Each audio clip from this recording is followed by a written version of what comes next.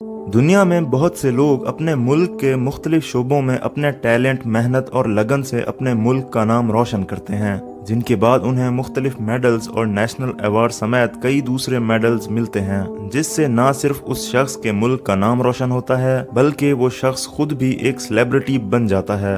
मगर कुछ ऐसे बदनसीब लोग भी होते हैं जिनके लिए जो लोग पहले तालियां बजा रहे होते हैं, चंद साल बाद वही लोग उसे गालियां दे रहे होते हैं। इन्हीं बदनसीब लोगों में से हम एक शख्स की कहानी आज आपको सुनाने वाले हैं, जिसका नाम था पान सिंह तोमर। पान सिंह की कहानी एमपीए मोरिना जिला के एक छोटे से गांव भदोसा से होती है। पान सिंह को बचपन से ही दौड़ने का शौक था। बचपन में भी जब वो दूसरे बच्चों के साथ दौड़ लगाता तो पान सिंह ही जीतता था। उस वक्त उस गांव और इलाके में अपना पेट पालने के लिए ज्यादातर लोग दो कामों का सहारा लेते थे। या तो वो लोग जमीन में खेती बाड़ी करते थे या फिर फौज में चले जाते थे। इसी तरह पान सिंह के पास भी जमीन सिर्फ 2.5 बीघा थी और उसमें भी उसके चाचा का हिस्सा शामिल था, जिसको निकाल के उसके पास करीब 1 बीघा बचता था। जमीन कम होने की वजह से पान सिंह इंडियन फौज में जाने का फैसला करता है और फिर राजपुताना राइफल में उसका एक सिपाही के तौर पे सिलेक्शन भी हो जाता है। कुछ ही वक्त में फौज के अफसरों को पान सिंह के दौड़ने की सलाहियत का पता चलता है, तो वो लोग उसे बाधा दौड़ वाले खेल में भर्ती कर लेते हैं, जहां पर उसकी तरक्की भी होती है। वो एक सिपाही से अब सूबेदार बन जाता है। बाधा दौड़ की जीत में वो नेशनल चैंपियन भी बन जाता है और वो लगातार 8 साल तक नेशनल चैंपियन भी रहता है।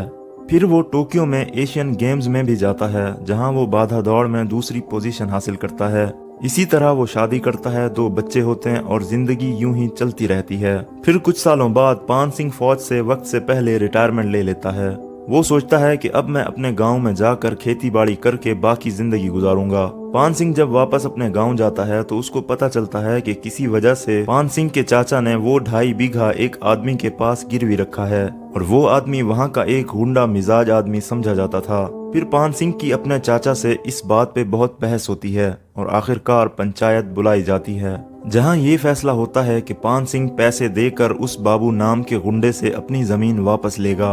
और पान सिंह भी लड़ाई झगड़े वाला इंसान नहीं था, वो भी शराफत से रहना चाहता था। लेकिन पंचायत के फैसले के बाद भी बाबू सिंह जमीन वापस करने के लिए राजी नहीं होता, तो आखिरकार पान सिंह पुलिस के पास जाता है, मगर वहां भी पान सिंह को नाकामी होती है और पुलिस उसकी कोई मदद नहीं करती, उल्टा उसकी बेइज्जती करके भगा देती है। इसके बाद पान सिंह कलेक्टर के पास जाता है और कलेक्टर फिर से पंचायत बुलाता है और वही फैसला होता है कि पान सिंह पैसे देकर अपनी जमीन वापस ले ले। मगर बाबू सिंह ना पंचायत के फैसले को मानता है और ना ही जमीन देने के लिए राजी होता है। इसके बाद पान सिंह कई और अफसरान के पास जाता है, यहाँ तक कि वो अपने जीते हुए बहुत से मेडल भी उनको दिखाता है कि मैंने इंडिया के लिए कितना कुछ किया, मगर उसकी कोई बात सुनने के लिए तैयार नहीं होता।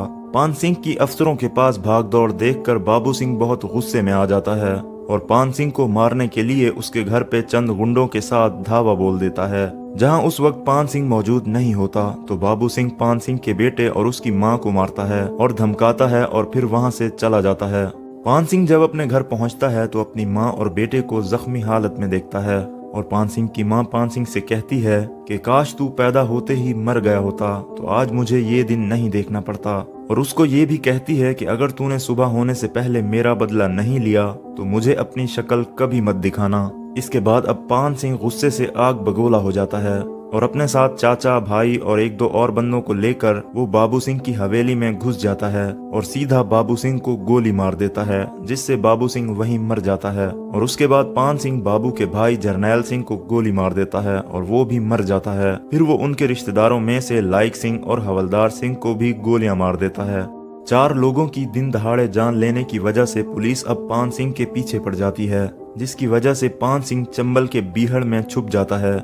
अब पान सिंह उसी बीहड़ में धीरे धीरे अपना एक गैंग तैयार करता है और अब उसका नाम सूबेदार पान सिंह तोमर से डाकू पान सिंह तोमर पड़ जाता है।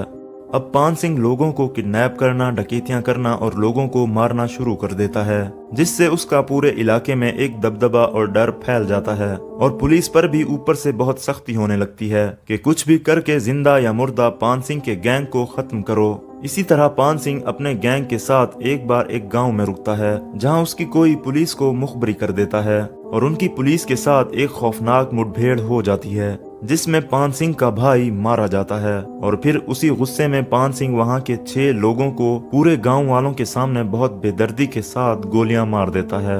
अब इन 6 लोगों की मौत की खबर मीडिया में फैल जाती है, जिसकी वजह से पुलिस की दौड़ें लग जाती हैं और मोरीना और भिंड के आसपास वाले सारे पुलिस वाले एक्टिव हो जाते हैं और एक बहुत बड़ी टीम के साथ पान सिंह के गैंग को हर जगह ढूंढना शुरू कर देते हैं। इसी दौरान पुलिस को एक खबर मिलती है कि डाकू पान सिंह और उसका गैंग एक दलितों के गांव में छुपा हुआ है। पान सिंह के साथ उसके गैंग में टोटल 18 लोग थे और पुलिस करीबन 115 लोगों की टीम के साथ उस गांव के बाहर पहुंचकर उस पूरे गांव को चारों तरफ से घेर लेती है। और अब पान सिंह को पता चल जाता है कि पुलिस ने हमें घेर लिया है, मगर वो फिर भी सरेंडर नहीं करता और पुलिस के साथ लड़ने का फैसला करता है और दोनों में फायरिंग होना शुरू हो जाती है।